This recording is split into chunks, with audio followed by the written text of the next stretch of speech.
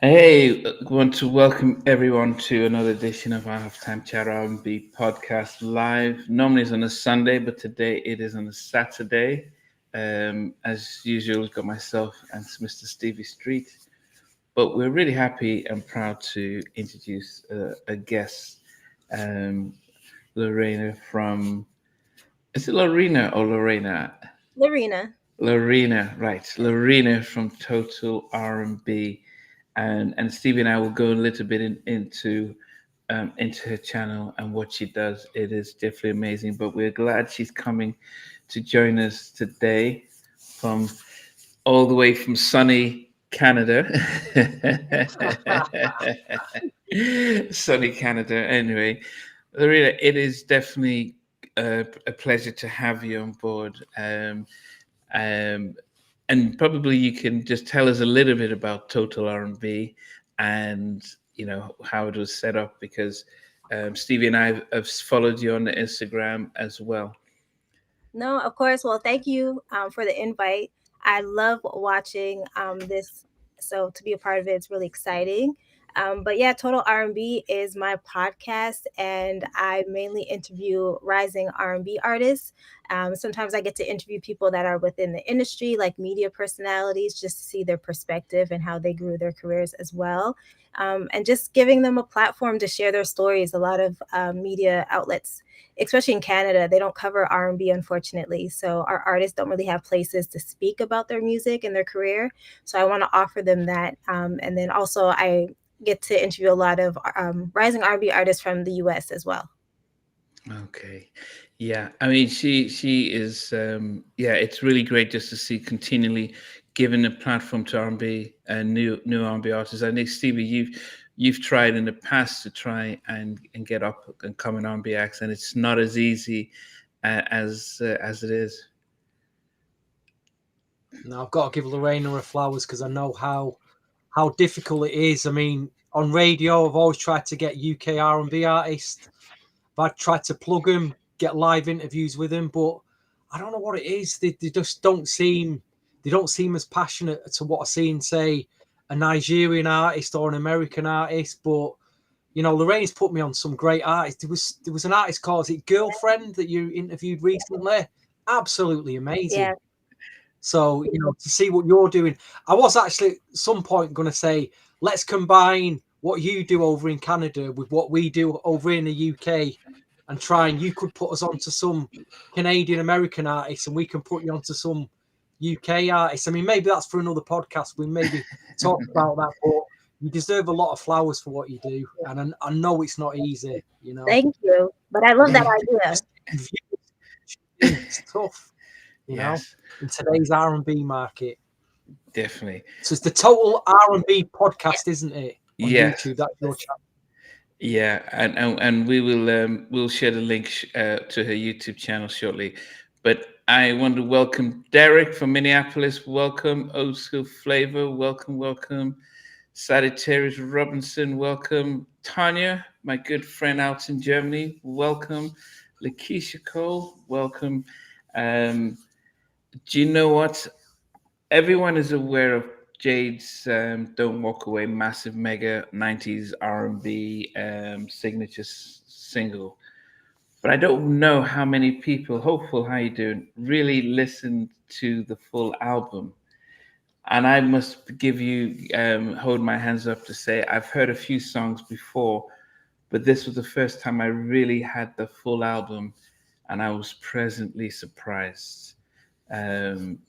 I'll probably start with you then, Lorena. What did you make of this album? Well, it's the same. I've heard a few tracks from when I was younger, but I've never listened to the full album. So this is the first time that I've got to do that for the past week. And I was pleasant, like I wasn't surprised, but I really enjoyed the album. So it was hard for me to do this, to place them in an order. So I had a lot of trouble. I like every time I listen, I would switch spots, but it's a really good cohesive album. Yes. Stevie, what did you think?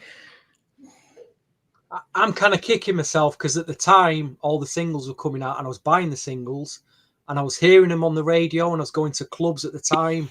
seeing being played. I didn't buy the album at the time, and I'm like scratching my head as to think, why didn't I buy this album?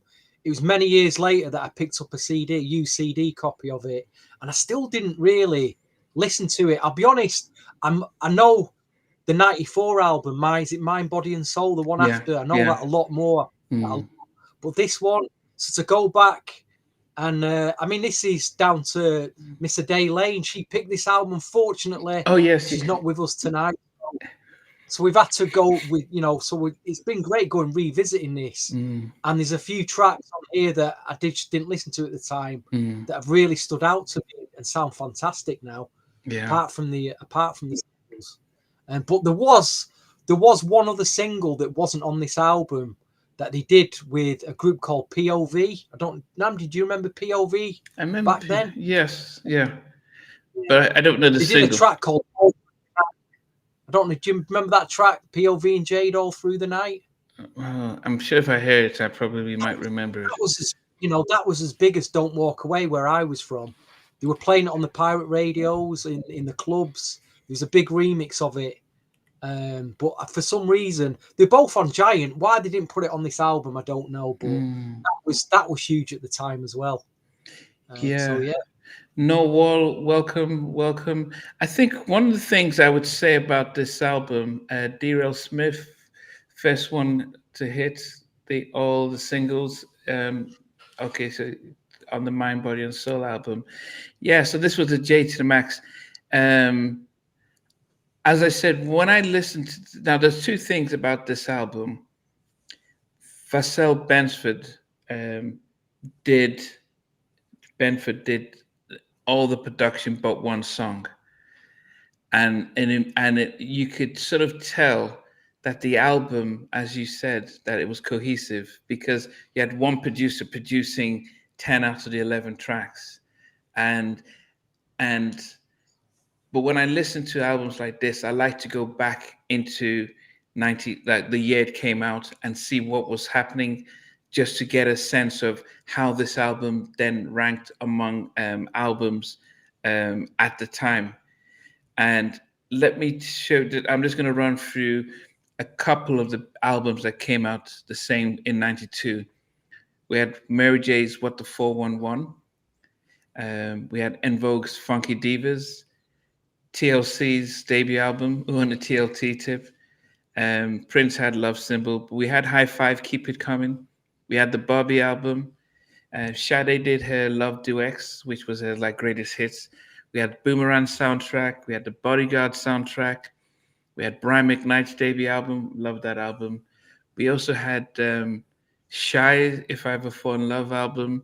SWV, It's About Time. It almost feels like it doesn't make sense that with all the Shantae Moore had the Precious album. We had Silk, Lose Control, that had Freak With You and Happy Days. Portrait, Here We Go Again. And Portrait's debut album came out. Let me see. Yeah, we had I'll Be Sure Sexy Verses, which Warner Brothers didn't really promote as well. Chucky Booker's Nice and Wild. So that's when he had Games, Why You Playing Games. Hard and Smooth by Rex and Effect, which was kind of snuck in there. And That's Effect. Jodeci's Come and Talk to Me. I think that was the greatest hits album or single. Criss Cross, Crossed Out, That's Effect. R. Kelly's Born Into the 90s. That came out then. I think Charlie Wilson had an album that came out with Stephanie Mills, Something for Real. We Soul to Soul, Volume 3, Just Right. I think Immature came out with On Our Wildest Worst Behavior, and Christopher Williams' Changes album. So Lorena, when you think of all the albums I've just mentioned that came out in the same year, along with Jade's album, and you think about the kind of music that we're getting today, and I'm sure you probably weren't even born when this album came out, but what did you make of that list of all the albums that came out in '92? There was a lot of good music that came out that year. I was born. I was young. I think I was like 6, but Okay. I was around. There's a lot that you mentioned, like Mary J. Blige, What's the 411, and Vogue. So maybe it was hard for them to cut through the noise of what was happening that year because there was a lot of classics that came out. So I think the album may have been overlooked, but they have a lot of gems on this album. Yeah, yeah. I mean, Stevie, what did you make of the list of what came out?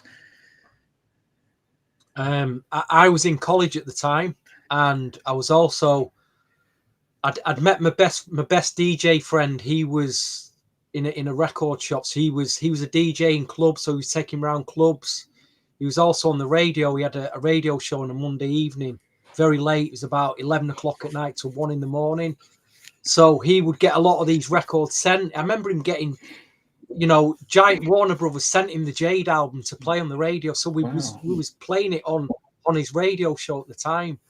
It was a major distraction from my college course as well. Go to clubs and do, I was filling out one of my first music industry jobs that that I wasn't getting paid for was filling out PRS forms for when you're on the radio, you had to jog down what track you was playing. So you had a list of all the tracks that were played on the show, and it gets sent off to like this. I don't know what it was. It was some radio thing where the artist would get paid. So I was spending my evenings writing all these tracks down. But yeah, a huge year for me. Not having much money to spend, I couldn't afford maybe an album and a new single at the weekend.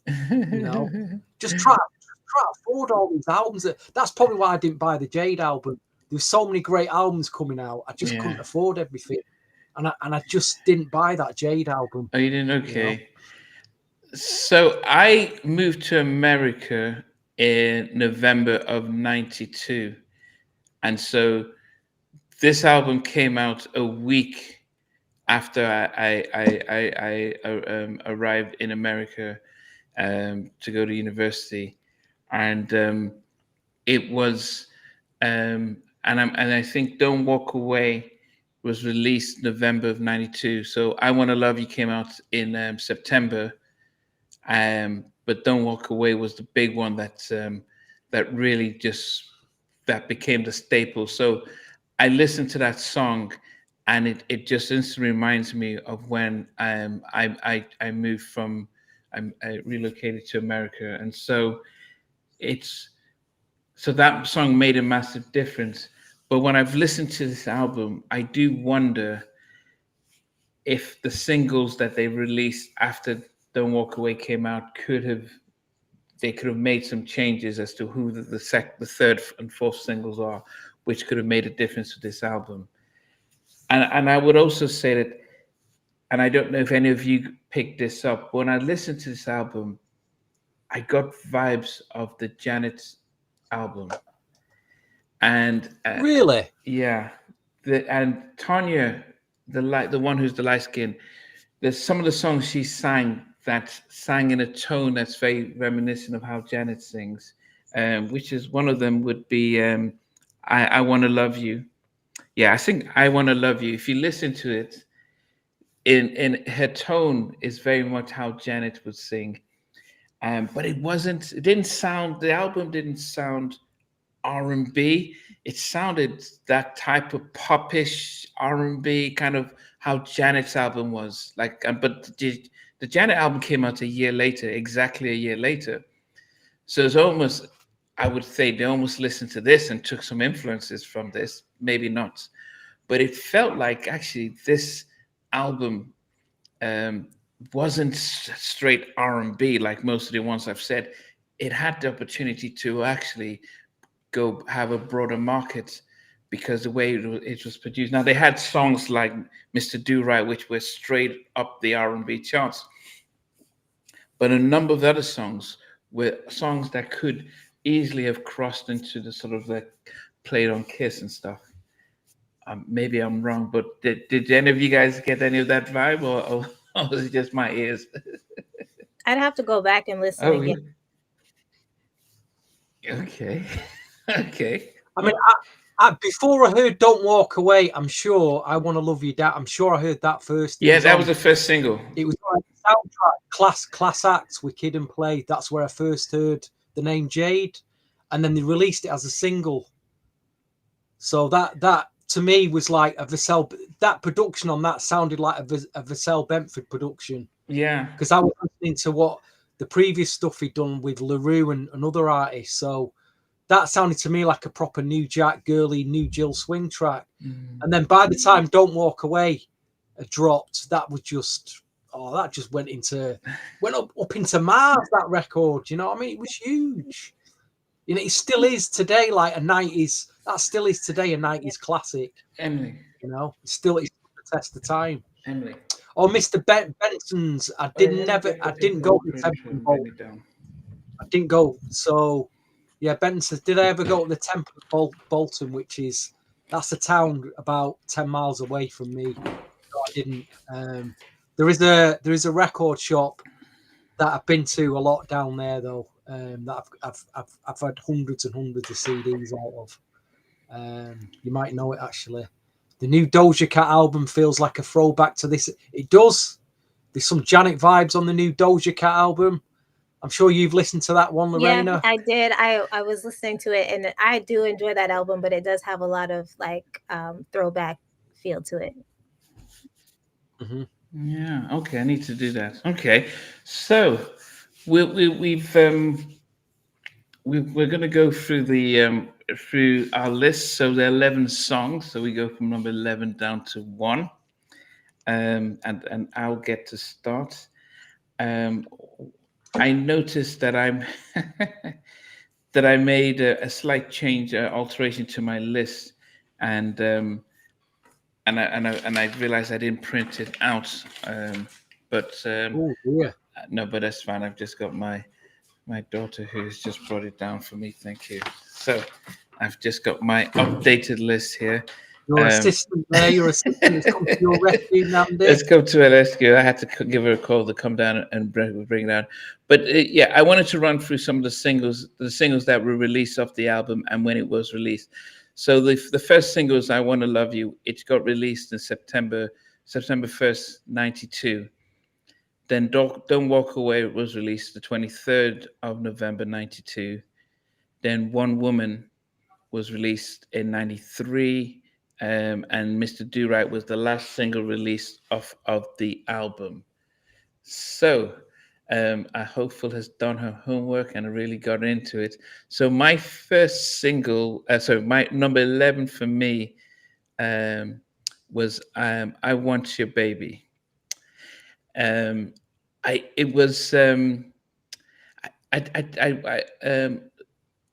wasn't too it was I didn't know if it was what they were trying to do with the production with that. It could have been a dance. If they could have made it into a dance track, it could have been, but it just felt like it was halfway here and there. Definitely a nice, interesting track, but it wasn't my favorite out of the 11 tracks on there. So it comes in at number 11 for me.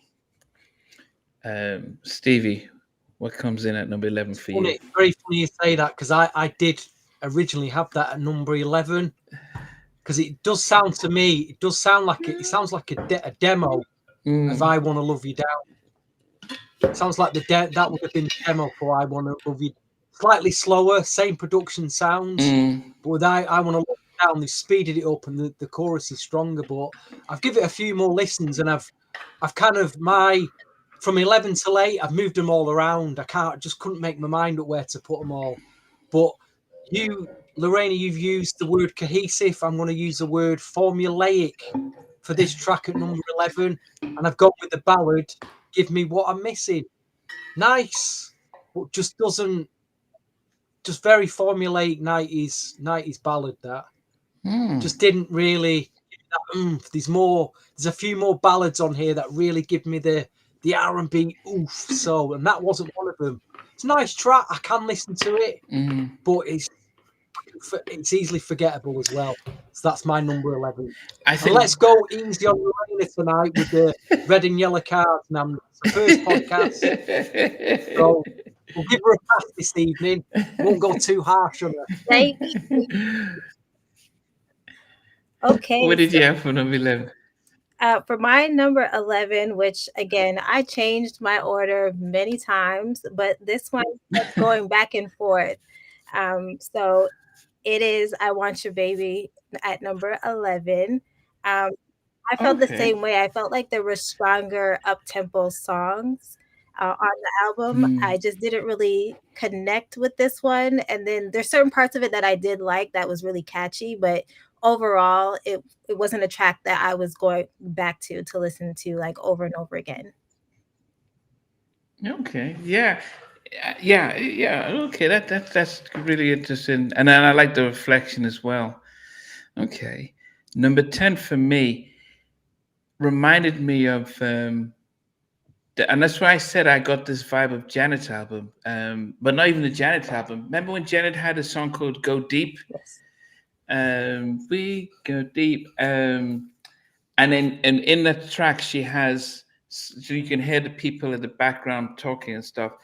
And I got the same vibes with "Out with the Girls." It gave me the same vibe. Now this came out before Janet's two albums with where those songs were. Um, and also gave me, with Zane, everybody. It just had that same sort of vibe. But as I said, this album came out first. But I thought the Out with a Ghost Now not too bad. Um, but I thought there were still stronger singles on there. But the same, same production team, writing production team, um, put it in, created that. So that's number 11 for number 10 for me is Out with the Girls. Hopeful had that at number 11, and then she's got I Want a Baby with number 10. Stevie, what's your number Interesting. 10? This track has got a very mid-tempo feel. The beat's a bit offbeat as well, so kind of like you're trying to dodge your head but it's kind of like out of time. It's one of those tracks that have grown me, I think, with more listens. But I've started my top 10 off with That Boy. Wow. It's got a very offbeat, mid-tempo feel to it. And again, it needs to grow me more. I like, it's not. I don't dislike it, but I feel like it's going to grow on me. Nice, nice track. Okay. Tanya, I agree. Number 10, 11 have to do my list tomorrow. Okay. She's an hour ahead of us out in Germany. So, yeah. Okay. Right, Lorena, what's at number 10 for Okay, you? so number 10 for me is Give Me What I'm Missing. So for me, it wasn't Okay, like Stevie. yeah, it wasn't a strong track compared to the other ones that were on the album. So yeah, I Mm, got that at number 10, and that was pretty much solid with my list. It kind of like stayed in the same place. okay. I think one of the things about that track was it didn't have a memorable hook. Mm. It sounded like a nice song, but it felt like right now I can't remember the song, and I wrote down doesn't have a memorable hook. It just felt like they could have simplified the song a little bit that you just remember and sing it. So right now I can hear Mr. Do Right. I can hear even Out with the Girls, but I couldn't. So that's give me what I'm missing. I can't remember how the track goes now because, and I felt it could have had just simplified the song a little bit. However, it's not my number 9. Number 9 for me was why did I put it at number 9? Maybe because it was it was I felt it was a good remake. I felt like they added some things to make it a little different, but I still didn't. I still it wasn't as different to me. It wasn't Shante Savage. I Will Survive. I heard that and I didn't know that it was a remake of the Gloria Gaynor dance disco track. So this felt like okay, it's a remake like where Mary's doing. I'm going down. It's like they're almost not, they're not flipping the record. And I think if they had done that, it could have been higher. I must admit that the ladies sounded excellent when they sing. I think they gave me En Vogue vibes when they sing. But number 9 for me is Don't Ask My Neighbors. Wow. Just because it was as a remake, I just felt like I think it was the Emotions. The Emotions original's Yeah. a killer, an absolute killer track. yeah, Vocal on that. I think it and yeah, Brave for taking it on. Very brave for taking it on. and as I said, the gold standard to me will always be Shantae Savage. I Will Survive, where you just flip the track, where you're like, oh, that is just so different that you don't even think of the original. And unless you're doing a lately like Jodeci and you're changing the music and you're singing differently, I think it was just safe, and so that's why it's at number 9. Okay. Wow. Yes. Oh, hopefully you put Blessed at number 9. Wow. Stevie, what's at number 9 for you? I think purely I put this. It's got as high as it can be at number 9. Purely for the production, just because I like the production sounds on it from a New Jack perspective. But it's that track that I said was probably a demo that they probably ended up mastering it and throwing it on the album to fill the album up. But it's I Want You Baby. So we're all agreed. Like that's the top end of our chart. That record, isn't it? I think we're all agreed on that. Yeah, I've got to watch it. Yeah. Number 9 for me. Okay. But it won't get any further than that, though. It won't get any further. No, it's in the bottom 3. If there was ever a bottom 3. All right. Hey, Chim Beach, welcome. Lorena, what have you got? Okay. Number 8. Is it number 8? No, number 9. 9. All right. Yes. Okay, so this is where it gets different for me. So guys, don't kill me. My number 9 is Hold Me Close. I just, yeah. I don't know what it was. I just wasn't really connecting with that song compared to other ones. So it went at number 9, but it's a song that was shifting in my list, but in the end, there it led. Is that a possible yellow card for them? Sort of half-hearted yellow card. But I would think that actually, especially, it's interesting just because of the how old you are. Not age, but it's interesting when you're listening to it coming fresh, as opposed to us who we're old enough to buy it and listen to it in at that time, how we would view the music and relate to it. So it's going to be interesting. And actually, I would have expected us to have very different vibes to how we connect to these songs. Okay. Yeah. I did have that a lot higher up, so that's but not a problem. Number 8 for me, I was surprised that this was their 3rd single, and I think they could have had a different single for their 3rd single, because I thought it was a nice track, but I didn't think it was. I thought there were stronger singles that could have taken the album into a different direction, and One Woman is at number 8 for me. What? Yes. What? One Woman is at number 8 for me. I'm stunned. And what I wrote down here, it started slow, but I wonder if because it was sung by Joe, so she sang this track, and I wonder if, because in the group you do have the 3 ladies are awesome singers. They have very varied styles. Their tones are different, and Dee is the Wanye in the group. She's the powerhouse vocals, and sometimes you hear her at the back doing the big with her big voice, and I love Tanya's sort of her type of falsetto, and Joe is really steady.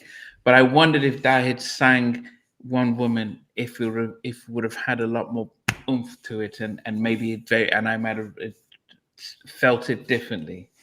But that was strange. But it was just, and it was just me. I mean, listening to this album, I just felt that One Woman, um, it didn't tug on my emotional strings as other songs. I'm stunned, Namdi. I had that nailed down in your top 5, top 3 easily. It's got a very baby face feel to it, that song as well, I think. Let me. Yeah, I mean Ezekiel. Everyone has said it sounds like it could have been written by Babyface. Yeah, it was. I mean, was this the one that I thought was? Yeah, where are you? It does sound like. Yeah, it does sound like it could have been a.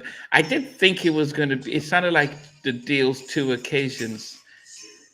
It reminds me of a song by Pebbles. I can't remember the name of the song, but it reminds me of one of those songs. A song by Pebbles. Yeah.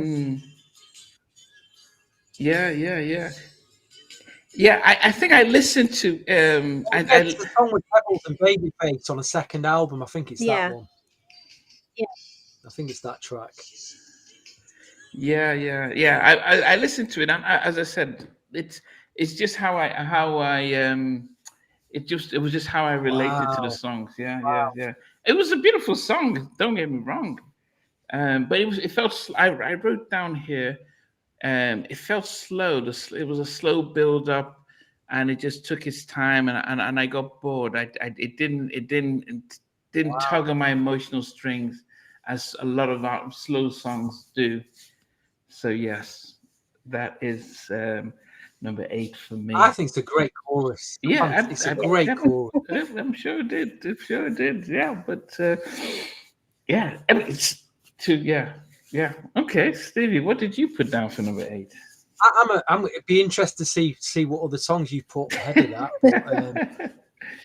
But, number 8, it's got a really good bass line to this. It's one of the up tempo tracks, but it's not a killer song. But I do like it's got more of like a Foster McElroy, like En Vogue bass line to it. But Out with the Girls. Going out. That's my number 8. Okay. Yeah, not bad. That's it's in the filler end of my top, in the filler end. Yeah, it was. I mean, yeah. Where you put One Woman in the filler end. What plan have you got tonight? So what happens is that when we pick an album, I would have this on autoplay for a whole week. So it's just constantly playing for the whole week. And so it would just, and so what happens is the first time I listen, I just listen to it, and then I listen to it. And then I think by the third day, I'm now thinking, okay, I love this song. Okay, this is, and then, the day before we do this, I then will start to rank them. And then when I'm ranking them, I don't look at the writers or the producers, because sometimes I can get biased if I know the producer, and I will say, oh yeah, that's my favorite producer, and rank. So then it's after I've ranked them, then I look at the producer, and then I'll do another listen through just to be sure of my list. And so I rank them based on when I've listened to it for the past week, which ones tugged on my emotions a lot more. And I'm listening to it as of 2025. I'm not necessarily going back to 1992. Yeah, but a lot of people might remember might be rating this based on when they came out, and then really appreciating it. Then, yeah, Stevie, what did you put down? It's Lorraine. I've just done mine, which is Out with the Girls at number 8. Oh yeah, sorry. So for me, I have the same thing, Out with the Girls. I thought it was such a fun track. It's like something I would put on a playlist to get ready to go out. So yeah, I have that there at my number 8 too. Okay, so it didn't give you any vibes of Janet at all? You didn't? Oh, Zane, Everybody. Like now that you mention that, yeah, it's like in the same realm of that. Yeah, I could see that. Okay. I'll tell you Goodness. what, Okay. Nanda Rain has got this chart spot on at the moment. Well, because she's following your. You know, really has. She's got it nailed. That'll be interesting to see now what the rest she puts. She's got it nailed on at the moment. No red cards here, no yellow cards. No red cards. So my number 7. I thought I actually did like it as a song, but I said earlier that I didn't think.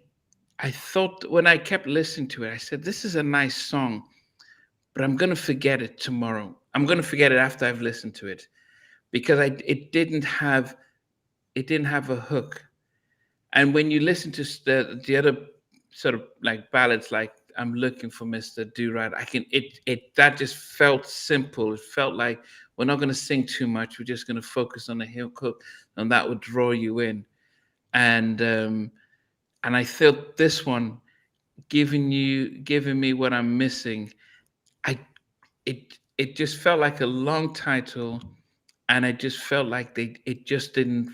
It wasn't memorable, but I thought they sang it beautifully, and I thought it was a beautiful track. And at the time, I'll listen to it. I think, oh, I like this track. And then by the time the next track comes in, I just forget it. And I thought, it just doesn't have a memorable hook. So giving me what I'm missing is at number 7 for me. Because at the time I listened to it and enjoyed it, but I can't right now. I can't even remember how it goes.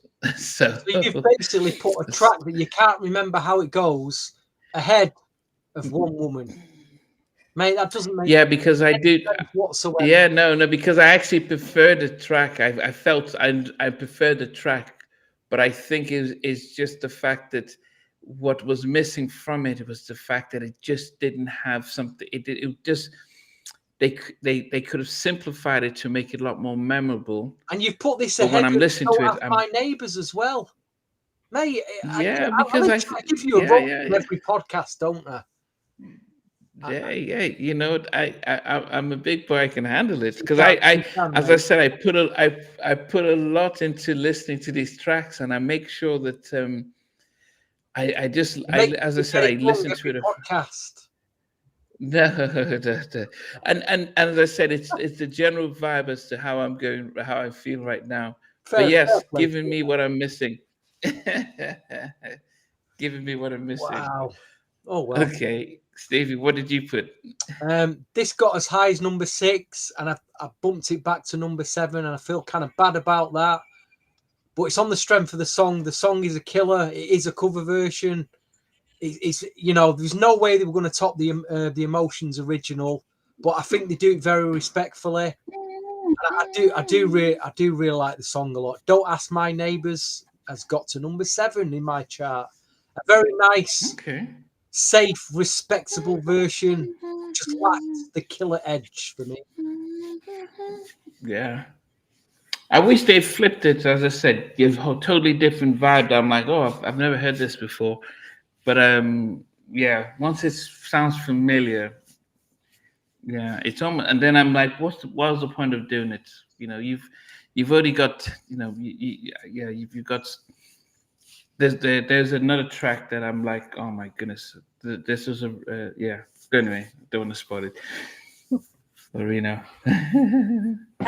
For number 7, I kept going back and forth. It was going in like the number 6 spot and then go to number 7 and back and forth.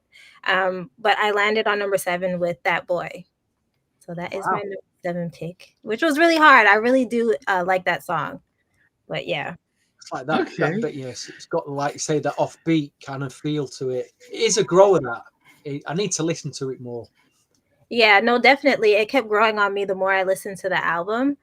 So I had a hard time placing that one. So yeah, that's where it landed. I think I did have it at number 8, and I moved it back to number 10. Okay. So even I was like and ahhing about it, but again, I just because I didn't listen to it at the time, probably. Mm, okay. Number six. So number six for me is I. This was their first single that they released, and Tonya sang sang the song, sang the most of it, and and I just appreciated because the same year we had SWV, amazing group, but they had just mainly Coco singing their songs, and the only other group that really spread the wealth at the time was En Vogue, and sometimes TLC, were mixed between Chili and T-Bar singing. But I think Jade is totally underrated based on the fact that they had three strong singers, and one woman was sung by Joy. Don't Walk Away was sung mainly by D, and I Wanna Love You is at number six for me, and it was sung by Tonya, and she comes with a very different tone. And I'm listening to this. I'm like, this is Janet vibe. And they came out before Janet, so I'm not saying they copied Janet. It's almost like it wouldn't surprise me if they. Okay, I have to be mindful of Jimmy and Terry because they're on another level. But it felt as if they they this they took some of this element to put for their album because it wasn't like an R&B track. It does sound like a track that Janet would sing and get away with. That was popish. That was not R&B. I don't even know how to describe the song. It didn't feel R&B. It felt up tempo, and it gives me happy vibes when I listen to it as well. So I Wanna Love You is at number six for me. I'm trying again make sense of what you've just said there, Namdi. It's like it's got a Janet vibe, but it came out before Janet. It did come out before Janet. Yeah, because I'm struggling. Help me out here, please. Help me out. It was sung with the way number six as well. What Namdi? What is going on with you tonight? It was sung the way Janet sang on her album, her 92 album, a 93 album.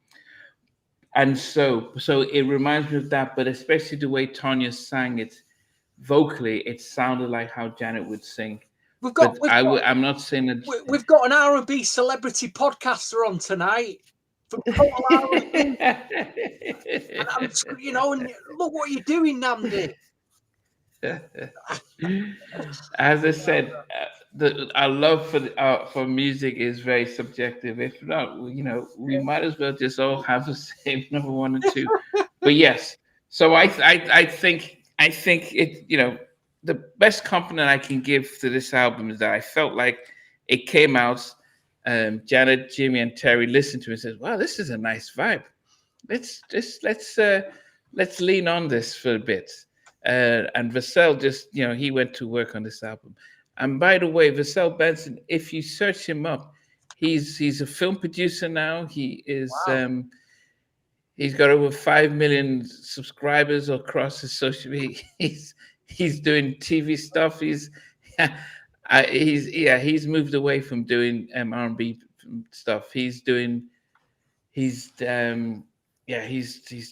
bigger pop records still right now. So he's making it big time now.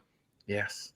Stevie, what is your number six? Jimmy Terry will borrow from others. They would probably say, okay, they made from borrow from others. I felt like they looked at they enjoyed this album and took some elements of it because it gave me that vibe. Yeah, Stevie. Just a comment on the album cover. I do like the album cover. I like the logo and the colours. The Jade logo. It's very, very 90s, but I just like that stuff because I guess we're kind of stuck in the 90s, aren't we, Namdi, really? But yeah, nice album cover. At number six, I'm not sure whether the record label put them up to this, but the start of the record it's an En Vogue ripoff. It's an acapella. It's acapella, very much, on the third line. It's very much very ripped off from En Vogue. And then the beat drops. Again, it's got a great bass line. And this is the track that I just didn't listen to at the time. It's really surprised me. And I'm like, why didn't I listen to this more? Hold Me Close has got as far as number 6, but I really like this track. Really, really like it. Really good, upbeat, En Vogue-ish type swing beat track. Is he still in Focus rip-off? The beginning, if you listen to it, it is En Vogue. It's complete En Vogue, the acapella.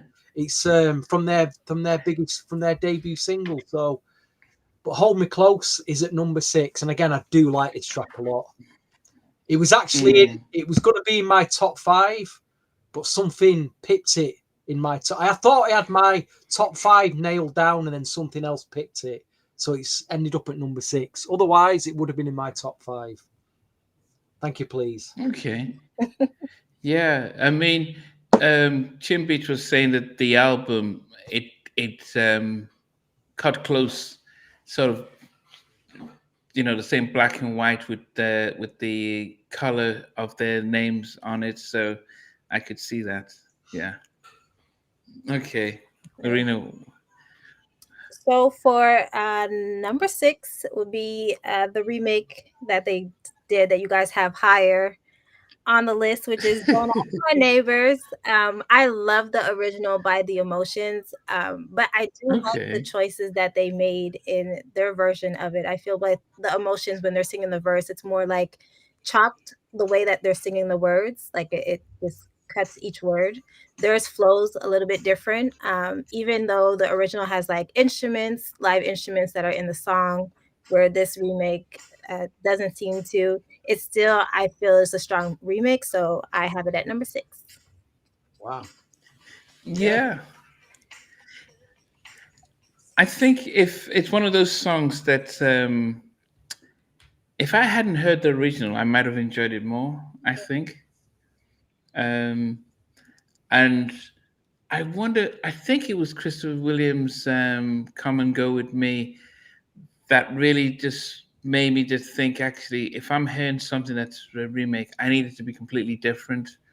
And in the 90s, what they started to do is everyone started, and they weren't doing as much of that in the 80s, but they did a lot of that in the 90s, especially the first half of the 90s. They were doing, everyone had to first do it. I think after Jodeci's Lately, everyone had a Stevie Wonder remake on their album.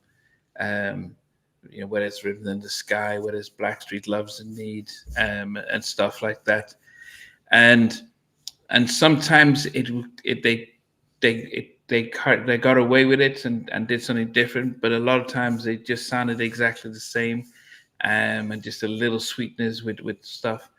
But I listened to this and I enjoyed it and appreciated it, but I could only keep hearing the original in my head. But you gave Jim Beat says good analysis, so well done. Number 5, okay, top 5. So when I get to number 5, and when it's in, this is like, okay, it could have gone anywhere. The songs. This is when I'm like, okay, I really love this side. I wrote down, I love the intro. I love the vocals.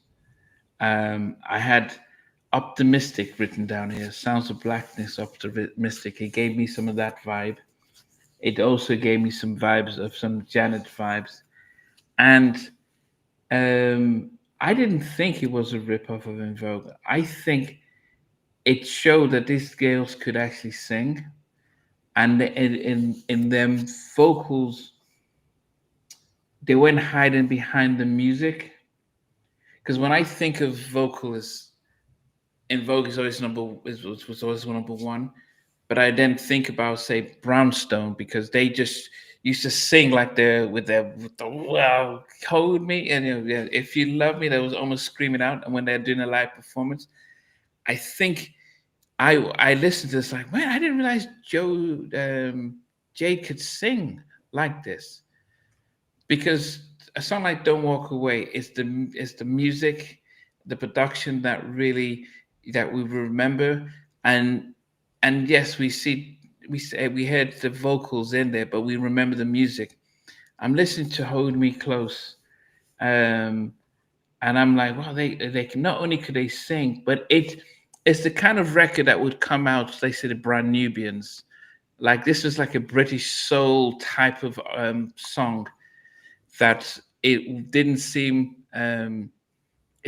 common for black R&B artists to have this kind of song and this type of tempo. It felt like a dance house, pop rockish type of track, and I think Dance house. I Pop think rockish. Rock. How we got rock? it well, pop rock was when you say pop rock, it meant that right We now could cross over to pop rock. Is that what you mean? it could cross Like over that. to That be explains able it to a bit kiss. more, 'cause It there's could no rock in it. There's no it could big cross pop over. guitar in it, Namdi. No. Yeah, pop rock was always like it could be on Kiss. It could be um it could be yeah. I'm trying to remember some of the artists who would normally perform during that time. But it ran with British soul, and I think I thought that this should have been um after Don't Walk Away. I thought they could have done this single because they could have, but this is where the politics of the music industry would have held these ladies back. Is because this was a song that actually, if they had just given it to their pop department, it would have been pushed across pop radio and done extremely well. But they would have pushed it to R&B. And if you're competing with SWV's Right Here and I'm So Into You and Mary's and What's the 411 and Reminisce, you can see that they're like, now that they're not going to be getting the same kind of airplay on the R&B charts. And I think that's why I think this album was a beautiful album, but I think they just struggled to really get it pushed. And the album's success was really off of Don't Walk Away and maybe Mr. Do Right. So I'm saying all this to say that Hold Me Close is at number 5 for me. And I really thought this single could have been the follow up to Don't Walk Away and would have done well. If it was promoted better, if it was even released in the UK, it would have done very well. All right, Stevie. Basically, Hold Me Close. I'm going to say it because it took Namdi 10 minutes there. It took him 10 minutes to tell us what that record was. But I'm going to say it in 1 minute. Hold Me Close was an inferior version of En Vogue's Hold On. That's all it was, an inferior The acapella is that line, your number 5? They go, ooh, is like the last acapella line in En Vogue's Hold On just before the beat drop. It's exactly the same. And then it's got the bass line in it. I like the track, but it's purely based on En Vogue's Hold On. Right, let's get to my number 5. Again, I thought I had my top 5 nailed on. And there was one more track left on the album to listen to, the final track. And I thought the final track on the album, it's always hit and miss in it, the final track. You either love it or it's forgettable. But boy, I was like just blown away by this. It got as high as number 3. I moved it back to number 5 because I thought, I'm only just enjoying it this week. But why didn't I listen to it back then? Because it's blown me away. But it's the incredible gospel R&B track, Blessed. It's a stunning track. Absolutely stunning. It could be easily in my top 3, but it's bum rushed my number 5, so I'm going to put it at number 5, but it should be higher than that. But Blessed, great gospel track, brilliant ladies, brilliant track. I think that could have been a single, but the record they wouldn't have. They just wouldn't have took the risk, would they, with a gospel track? It'd have been number 1 on the gospel charts, maybe at the time. No, but I think as I said, Optimistic was big.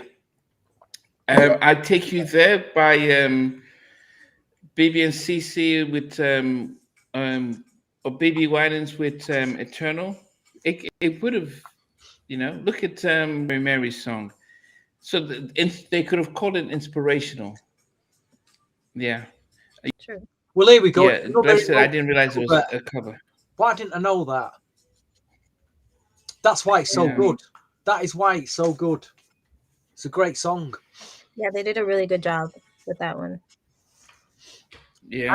I need to re-listen to my Emotions albums. I have got them. I need to listen. This is the problem with having too much music, folks. Too much music in your collection. It's all there, but you just never get around to listening to it. My bad. Lorena, what did you put down for your number 5? Okay, so number 5, the top 5 was really tough, but I really did enjoy the song, and that's "Looking for Mr. Do Right." I think it's like one of the top tracks on the album. It's different than the other songs, and so yeah, that came in at number 5 for me. The real quiet storm. The real Yeah. quiet storm. You know. Yeah, Yeah. it's like real R&B, that record. Well, it's in your top 5 anyways. That's where it should be. In the top 5, definitely. Well, I had it at number 4. Written and produced by the one and only quiet man of R&B, Mr. Anton Wilkie Stewart. He wrote it, he produced it. People might say, have I heard his name before? So he co-wrote with Timmy Gatlin, who formerly of Guy, Make You Sweat by Q Sweat.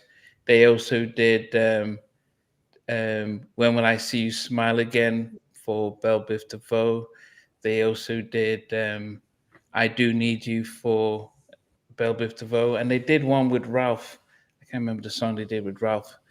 But yes, this was, as Stevie says, quite last night. Okay. But then this had all 3 ladies on vocals, Looking for Mr. Do Right. A very beautiful video. I thought, wow, this was, and this was the only song not done by Vassell, and but it was such an amazing track. I think, yeah, I probably would have had it higher, but the other 3 songs that are higher really pulled on me a lot more. Yeah, Last Night yeah, that's right. Yeah, so Mr. Do Right is number 4 for me. Love the song. I'm going to listen to it again before I dispose of the album and move to the next one. But Stevie, what's number 4? When I mean dispose, it's like it's off the playlist now. Yeah, I have to on to the next album. Yeah, I know what you mean. On to the next. I got one of the big singles, number 4. I got One Woman, made number 4 for me. Wow. Yeah, I think they, it's a great song. The chorus is fantastic. Like I say, it's very Babyface-esque. I can see why they released it as a single and they gave it them remixes. But it's definitely a top five track for me. So One Woman, Jade. Really enjoyed that. Let me even what isn't, but let me try and look at their yeah. I was looking at their and unfortunately that I was looking for their discography just to see how their singles did. Now this album went platinum, and then the follow-up album went gold. But in '94, you needed to go to platinum or double platinum. Yeah, they want a man who just wanted one woman, Namdi. I mean, us men, we struggle with one woman, don't we? We struggle. You know. Looking, Two's nice. I'm looking at the. I'm only joking, folks. I'll stop there. I'm looking at their singles, and I Want to Love You peaked at number 7 on the R&B charts. Don't Walk Away peaked at number 2. One Woman peaked at number 16. Mr. Do Right also peaked at number 16. And then from the Mind and Body, the 5, 4, 3, 2, 1 peaked at number 13. So, yeah, it doesn't seem as if as One Woman did as good as the others. But anyway, Lorena, what did you have for your number 4? Well, number four, it did pull at my R&B heartstrings. I really love the song. So for me, One Woman came in at number four for me. That is like one of my favorite tracks that I'll probably still keep listening to. That's gonna be like on my playlist now. I really love this song. So yeah. Very, very memorable. That bit. Okay. It's very memorable. It is. You're very memorable. No, I didn't say it wasn't memorable. I said giving me what I'm missing wasn't memorable, but it was. But I love the song better though. Okay. But it is And probably. had you heard it before? No, I haven't heard it before, but I think like had you mentioned that it does remind you of like a Babyface track, so maybe that's also another reason why I gravitated towards it because I love Babyface and his work. But yeah, Mm, I love that song. I kept going back to that song while listening to the album. okay. Okay. And speaking of Babyface, I've just got connected, so I have to give a shout out to DJ Soulchild for connecting me with John, one of Babyface's producers. Did a lot of stuff for As Yet, John B, and so it'll be interesting talking to him about. He even did the songs for what's his name, former High Five guy. I can't remember his name now. High Five lead singer Tony Thompson. Tony Thompson. Yeah, he did the production on some stuff. Babyface was right, and he'll do the production. Yes, so that's coming soon. All right. So you had One Woman at number 4. So enter my top 3. I thought this probably, as much as I like Hold Me Close, I thought number 3 probably was one of their most powerful tracks. I was really impressed vocally as well. They really showed that actually as 3, they had the dynamics to really sing vocally. And it was, I'm surprised you guys put it very low, but this was hard. I almost got to, well, top 3 was as high as it could get on my list. And I really loved this song. And it was That Boy. Wow. That Boy made it to number 3 on my list. And I was like, really, this is, and I thought that En Vogue had really shown that they could cross over with their style, and I thought that they missed a trick by not doing this. I thought they missed a trick by not releasing the single, and it's not like copying En Vogue, but it's like saying that we could do this. And I think the challenge they had with this album was that because Mary and was doing the New York stuff. Then you had SWV, both from New York, doing their, in their how they were dressed and how they were singing, and you had an album which was not as hardcore R&B as those albums, and it was more marketable for a wider audience, and yet they were like, "Oh, which way do we go?" And I think that was one of the things that held them up. Maybe if they wanted to go more R&B, hip hop R&B, they could have gotten more of those types of producers to shape the album differently. But the way this was produced, I think they were probably looking at En Vogue and trying to go after that market, and then they didn't promote it that same way, because if they did, That Boy and Hold Me Close, they would have released those singles, and they would have probably sold twice as many albums. So Hold Me Close at number 3 for me. Oh, sorry, That Boy And at number 3 I for me. disagree with everything you said there, but never mind. Yeah. Where are we at? Number 3. We could only know. Yeah, number 3 for me. Right, number 3. It's the only single I didn't buy. Probably because there's no remixes of it, and I did check Discogs, and there's a nice, on the promotional CD single, there's a nice cover.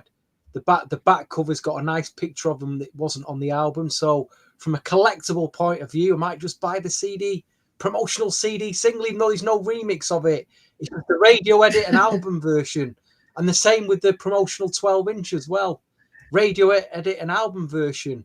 But it's that quiet stormer sex ballad that I like when you get to midnight and you're getting in the mood, and it's looking for Mr. Do Right to do you right is at number 3 for me. You got to do the lady right, Namdi. Or she'll leave Mr. you. Do Right. If you don't do it right, Namdi, she'll leave you and cheat on you. In fact, even cheat on you if you don't do it right. But it's very, very important that you listen to this 6 minutes of pure quiet storm sexual bliss, mate. Get it right. As a man, you got to get it right, because they're looking for Mr. Do Right. Definitely was, as I said, definitely Wokey is an amazing producer and writer, and really came out with a classic with that one. Okay. Number 3. Yes, number 3. So, I went with one of their singles too for number 3. It's like a very light poppy track. I think Namdi, you said it like brings like a vibe of happiness. It just reminds me of like summertime, sunshine, warm weather, and so that's "I Wanna Love You." That's what I put at number 3. Okay. Yes, definitely number 3. And had you heard it before, or just when you were listening to the album? No, I actually remember the song when I was younger.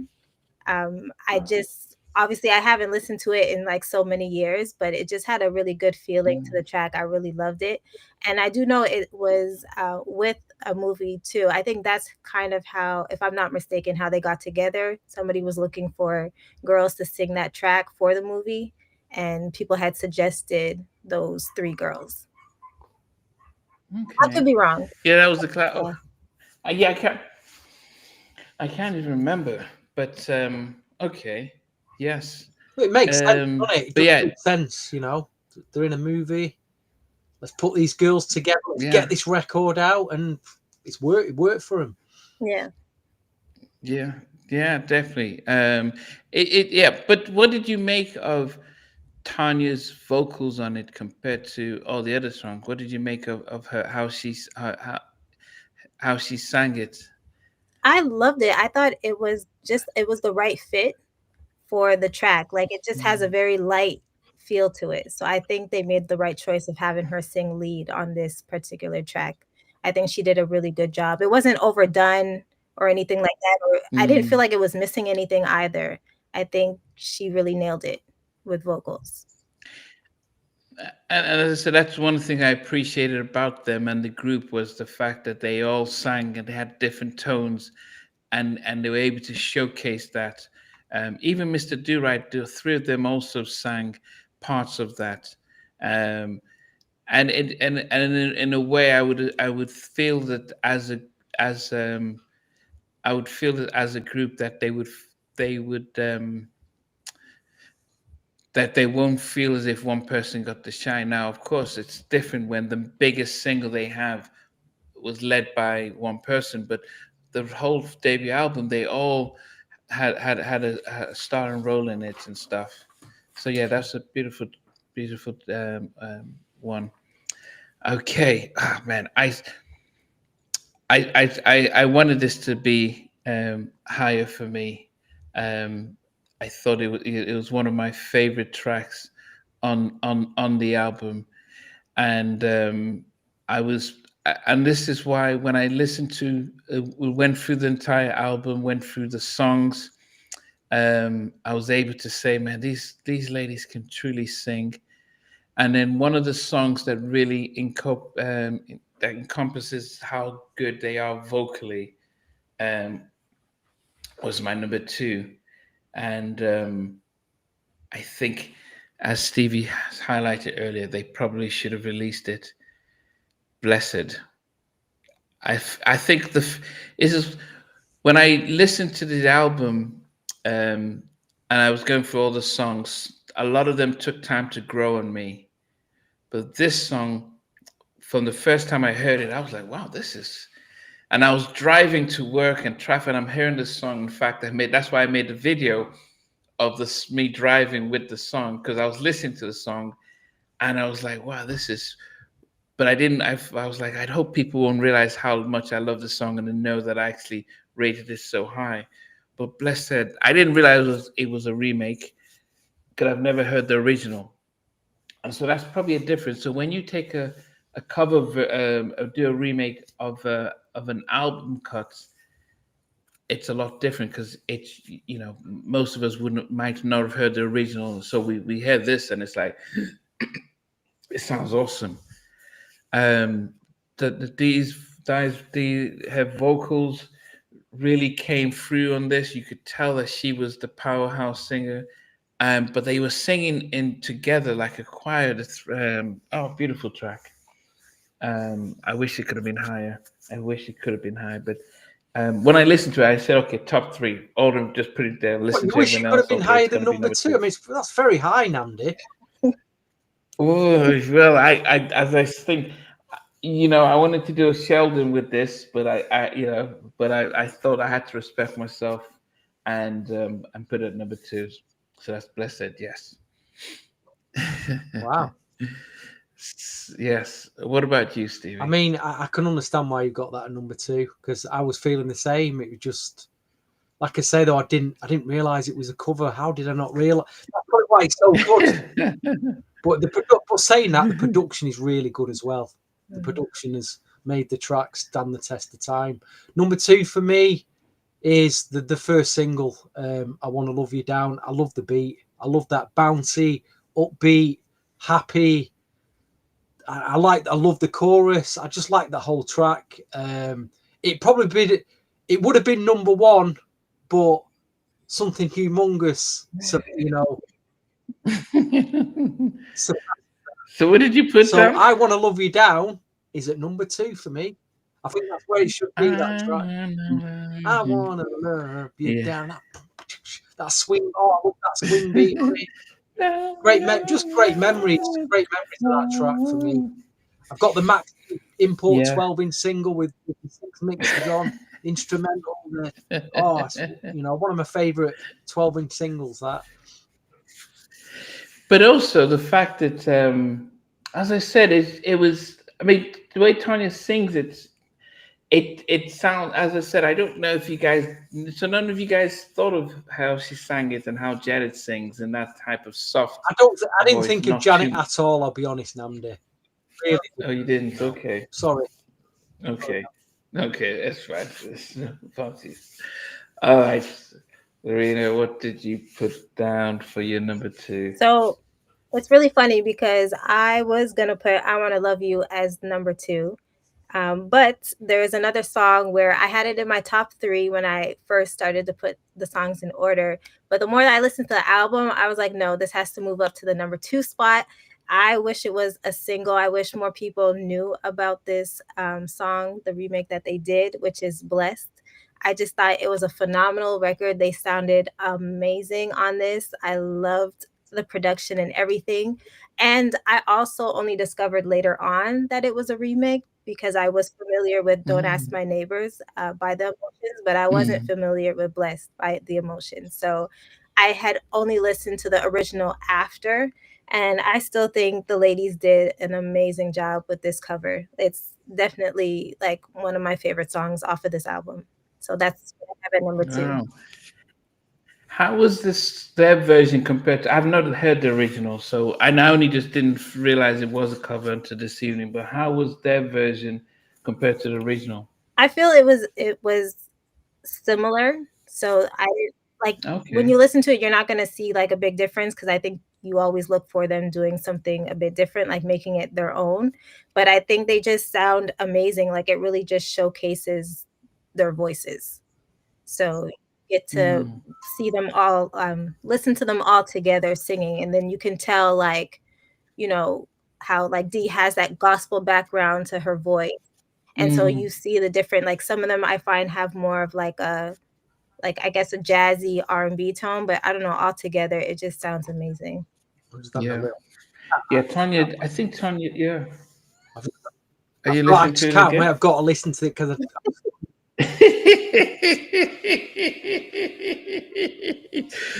Yeah, it's very Mhm. uplifting, but when you see how it's very rare that you have a group sing in unison, um, because in sometimes, especially in the 90s, they would have the lead singer, then everyone just sings the chorus. But they're having them sing in unison as a choir and stuff, and then it was jazzy and funky as well, and I was like, wow, where did this come from? And did I put down? No, I didn't put down Sounds of Blackness, but I thought that you could always have done an inspirational track, and it would have been something that it could have lifted people up. Maybe because it was a remake, the label would have thought, now we're not going to really push it. But I think if this had come out after Shantae Savage did I Will Survive, they might have thought, let's push our version, our version. But it was the last track on the album, so it felt like, okay, we just need one more track. I'm Let's going to just sum do this this. blessed track up in one word. Now I've just listened to like 30 seconds of that original Earth, Wind and Fire. Ooh, yeah. Just sounds, the production is pure Earth, Wind and Fire. It's an absolute killer. The original, absolute. Yeah, but it was written by Maurice Earth, White. Wind and Fire. Yeah, There you go. yeah. So it was written by Maurice White. So yeah, But definitely. I will say too, I find obviously I was too young, but just noticing to albums and stuff in the 90s, I feel like they always had near the end of the album like a real like either a gospel Gospel, or something yeah. really uplifting to round out like the end of the album. One classic album was Blackstreet's Another Level. And they've done all their No Diggity and all that stuff. And then it's like, okay, we're going to church now. Lord, it was like, wait a minute, you've just been cursing and sleeping around. And then it's like, okay, we'll make it all up now. Let's Well, do it a little gets to the end of gospel the album, to they've got to run. confess all the sins. The sin Yeah. bit. At the end of the week, go to church, confess all your sins, and start the week again and Yeah. do it all over again. It was the 90s. That was the 90s for you there. It was like, yep, yeah, we'll all pray and stuff before I we loved do it. that crazy stuff. Yeah, it was a different time, and we all accepted it. We didn't think anything of it. Yeah. Okay. All right. Now we're gonna go. I'm gonna go down from number 11 to number 1, but I need to um, do a little change of one of my good friends, who I wish could have made it with us tonight. I don't know if people can see who that is. Oh, you show off. Oh Oh, wow. you show off. Oh my gosh. I don't know if people can see We who can that see it, is. Andy. Don't worry. We can see it. I will move away. Just let her have a. Yeah, I'll move away for her. Okay, so, and this is when she came to London last year. So, number 11 for me is "I Want Your Where have you Baby." gone? No, no, that's fine. I would die to be You've seen around. it now. You can pop back up, mate. I would die to be around as I'm reading it. Number 10, Out with the Girls. Number 9, Don't Ask My Neighbors. Number 8, One Woman. Number 7, Give Me What I'm Missing. Number 6 is I Wanna Love You. Number 5 is Hold Me Close. Number 4 is Looking for Mr. Do Right. Number 3 is That Boy. Number 2 is Blessed. And the only track that could really have been number 1 was led by this amazing woman up there. She looks exactly the same as she did back in '92 when you do meet her. And hold on a minute. What and you just when you do meet her? Like we're all gonna meet her, Andy, you know what I mean? Come on. When you do meet when her. you do meet, yes, right, okay. it's a pity we had we chatted for 3 hours. Oh, you chatted for 3 hours Off as camera. well. Not only did you meet her, but you chatted for 3 hours. We chatted for 3 hours off camera. She, probably longer than if I had done an interview, but and so yes, I hope you But missed it. Wasn't too yeah. concerned, mate. Chatting to another woman for 3 hours. Well, I mean, on most of my interviews are that long, but with Dee, she didn't. It wasn't.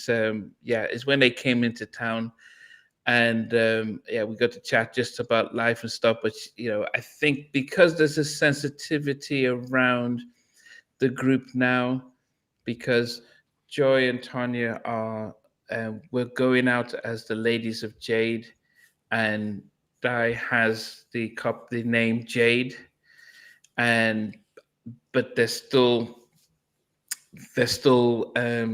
haven't worked out differences about coming back together. So she's quite wary about doing any sort of interview that might stir the pot. So I had to respect that. So that is why it is hard to, she wasn't forthright, ready to doing any interviews. But number one for me is a song that mirrors my time when I arrived in the US in '92. And I listen to it now. I still can go back to that time. I remember it just felt to me like welcome to the '90s when I listened to this song. The drums are just out of this world. Um, the has vocals are just really out there, and it's just simple. And what giving you what I'm missing failed to do. This song just kept it simple. A few lines, and then the chorus, and the chorus, and the chorus, and it's Don't Walk Away. Um, if I'm doing a top 10 with female groups of the '90s, it will be number one as well. And so Don't Walk Away is to me one of the top five summer and '90s anthems by any artist. If you hear this, you know it's the '90s, and it still lasts. It's just like BBD's Poison. Don't Walk Away is at number one for me. Right, Stevie. We got there in the end. We got.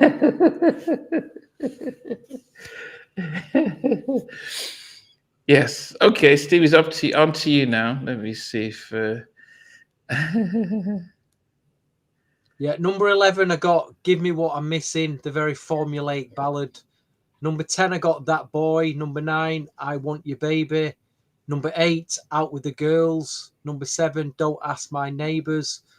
Number 6, Hold Me Close. Number 5, Blessed. Number 4, One Woman. Number 3 is How Many Times Liverpool, the football team, have been beaten this week 3 times. They're getting a taste of what Manchester City got last season. It's great to see. Number 3 is Looking for Mr. Do Right. Number 2 is I Want to Love You Down. And my number 1 comes as no surprise. Still gives me goosebumps to this day, as it did the very first time that I heard it. And hear it in a club, dancing to it.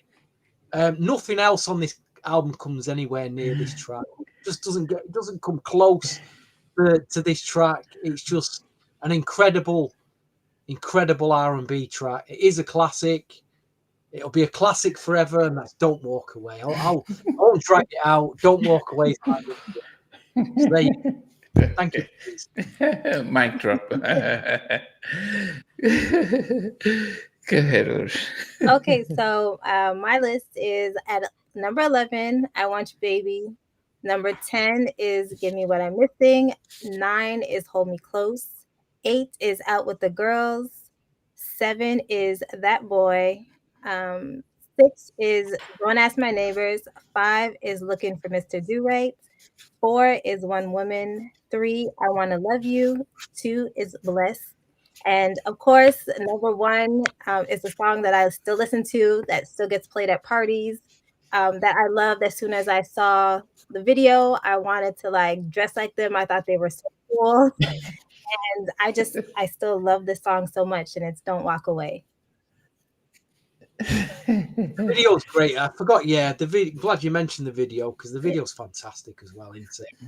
When they're on them stairwell and they're singing, they look amazing, don't they? Yeah. As I said, I listen to a song and I'm transported back to when I arrived, and I thought, wow, this is, and it was different from what everyone else was doing. It's always strange to me when you can do a big track like this, and there was no real follow up song as big as this on the album. Maybe for me, I thought maybe That Boy or Hold Me Close, but it just sounded so different and so unique. And I'm sure when they heard it, they knew it was going to be a big hit. Haven't heard any remakes of it, but I don't know if a remix would have made much of a difference of this song. Everyone's all a number one. It's very rare that we'll all have the same number one. Um, because but I wanted to be controversial, and if there was anything I would have put Blessed at number one and then said Don't Walk Away at number two just because of nostalgia. But unlike most tracks that are you'd always assume to be number one, this one doesn't change every time I listen to it. It doesn't, I don't get bored of it to say, yeah, I've listened to it too many times. It's yeah, it just feels like it's just, it's, as Steve says, one of the songs that you'd listen to it 10 years down the road and still say, well, that was a jam. The start of it as well, that Din Lin. Ding, Oh, goosebumps straight away. Yeah. Goosebumps. ding, yes. Ding, ding, ding, ding, ding. Oh yeah, yes.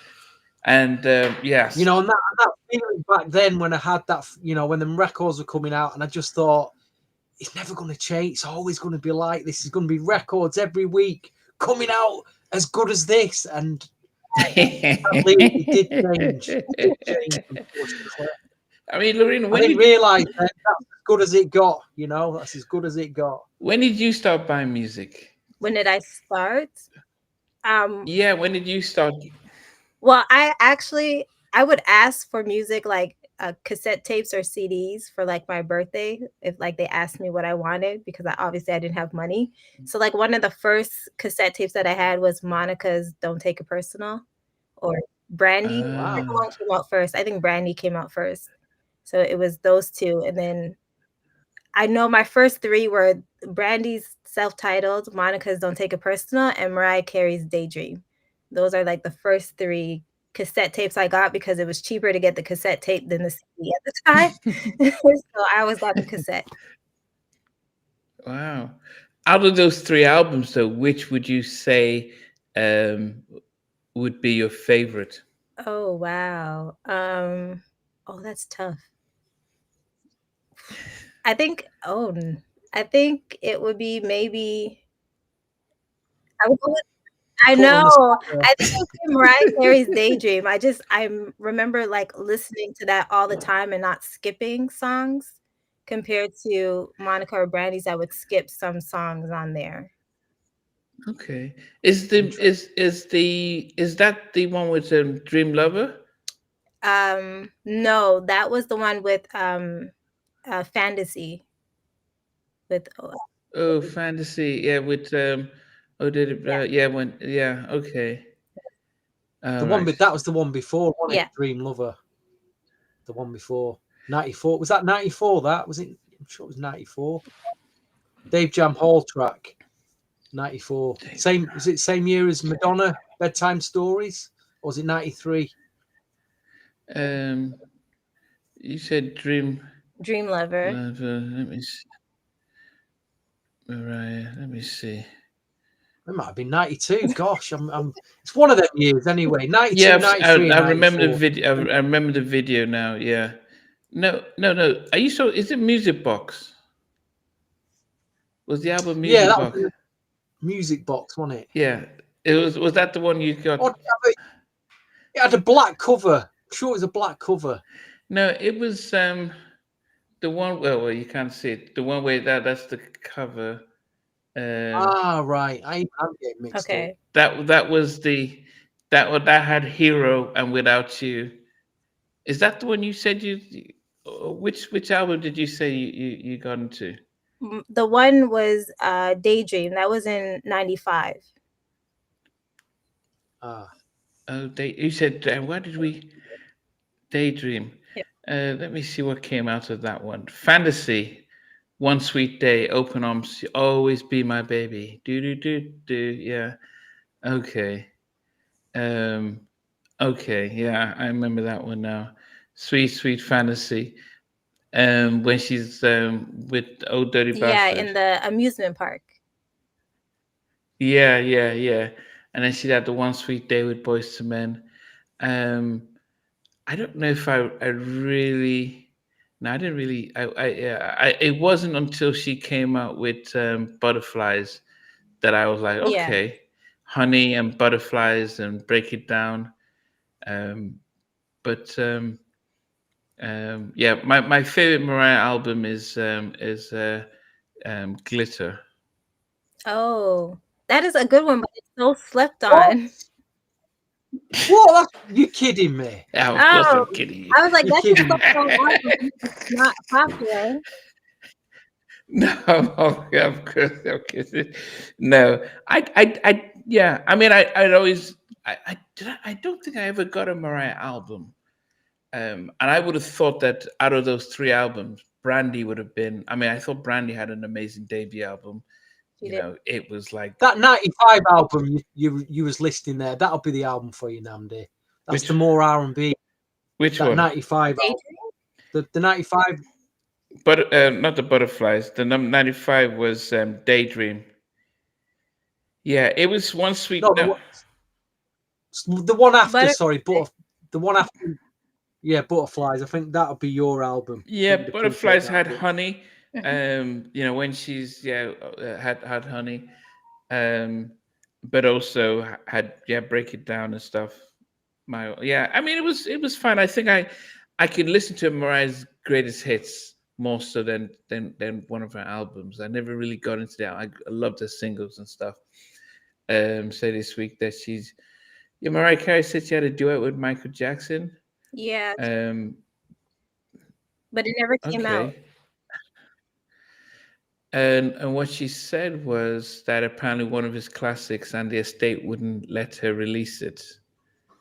Um, well, okay. I'm sure if they're probably saving it for themselves, but that'll be interesting to hear. Okay. All right. So it was interesting. So rating the album, Stevie, out of a 10, what would you give this album?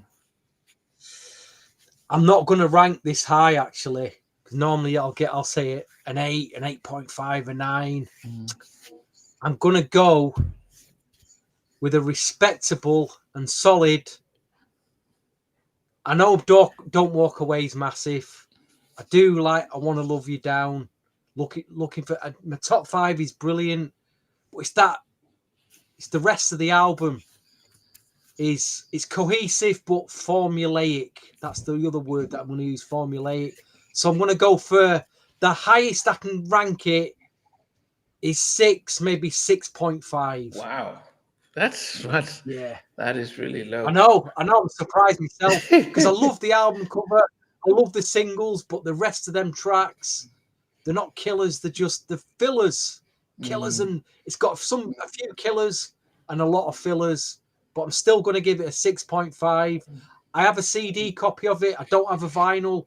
I'm going to try and get the vinyl copy of the album now, and hopefully I can find a cassette tape as well to complete the trio off. So there you go. 6.5 for me. Okay, Lorena, what would you give it? Um, Looking back at the album, like I said, it's cohesive. It's a good album, but I do see how it didn't make that much noise because of all the other like really great music that was put out that same year. So I would rate this a 7. And that's what I would. Okay.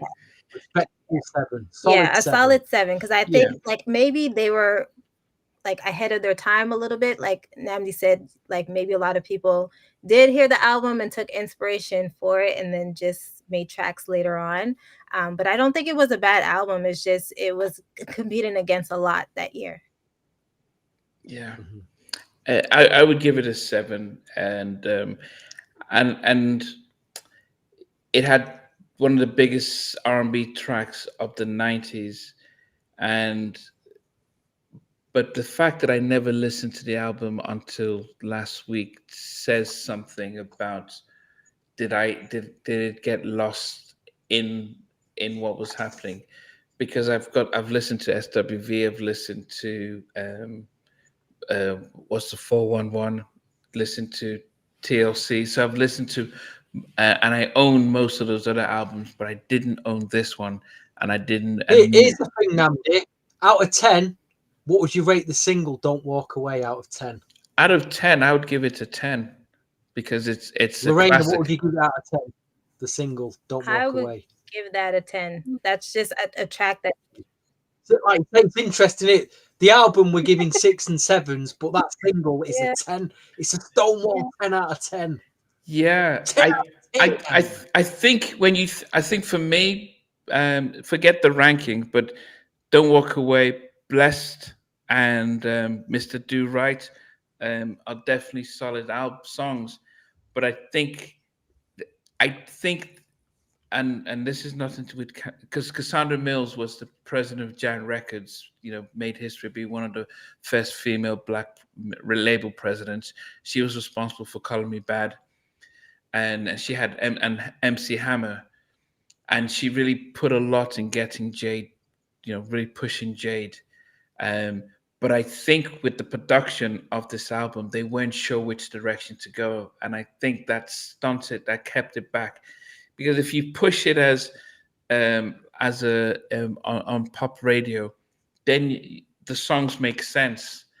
But when you have "Don't Walk Away" and then you're then thinking, let's try and get the black market. The album wasn't written and produced for black radio, and so it was just here and there. But as I said, I have to say it again that the ladies are underrated as singers, because I don't think people appreciate them. I didn't think they were knockoff in Vogue. I thought that they were showcasing that they could sing just as well with the three of them, and they all had their own individual lead songs on the album, and that was great. But some of the other tracks were just there. So 7 for me. All right, guys. So Benson has given it a 4.5. DJ All Right All Day has changed it from 6.5 to 6 to 5.5, and he's gone back to 7.5. So we're not sure what that is, but I think if we average it out, it looks like a 7. All right, guys. Hopefully you Please go and subscribe to Total R&B Podcast. Give Lorena some support over there on the channel. Please go and subscribe and give her flowers over there, please. You. Yes. Thank you so much, guys, for having me. No. Let me try and get your channel, and so that we could send the link on there. There it is here. Yeah. So hopefully we'll get you guys. If you, thanks for reminding me, Stevie. So here is the link, guys. So please, if you can, make sure you go ahead and subscribe. Derek, we didn't hear you at all throughout this thing, so we didn't hear your top 10. And Ezekiel popped in and out. Didn't hear much from you. Hopeful, thank you. We will definitely be back. I know next week. Next week Sunday we are concluding our Jodeci Boys to Men, which will be the battle of the up tempo. So whether it's the times we share together, or Motown Philly, or I can't remember the other ones now, but that will be next week Sunday, with VJ and Andrew Knight returning to the table. We will do another episode of the R&B podcast the following week, and we will come offline to discuss what album that is. But yes, please, if everyone could support Total R&B Podcast, because he's definitely doing amazing interviews with a number of up and coming R&B artists, which is always good to showcase. But anyway, from the three of us this evening, we want to thank you guys, as always, for making the show. and we'll catch you guys next week. Take care. Hey guys, thanks Don't for walk. watching. Thanks for being a part of Halftime Chat. Please remember to subscribe, share, and comment. But most importantly, why don't you become a member of Halftime Chat? We've got amazing videos, amazing perks, and being able to support the channel. But anyway, thanks for watching. Take care. I never participated in that category. And somewhere in between. Us for even loving us, on which I didn't miss you with. What was it like growing up? She's still making an impact on 4 houses down. I have a couple pieces. Trying to get this one and that one. That works for you, but just for me, No, okay, you're okay. They don't understand what Jonas' voice winning all spirits. Play it.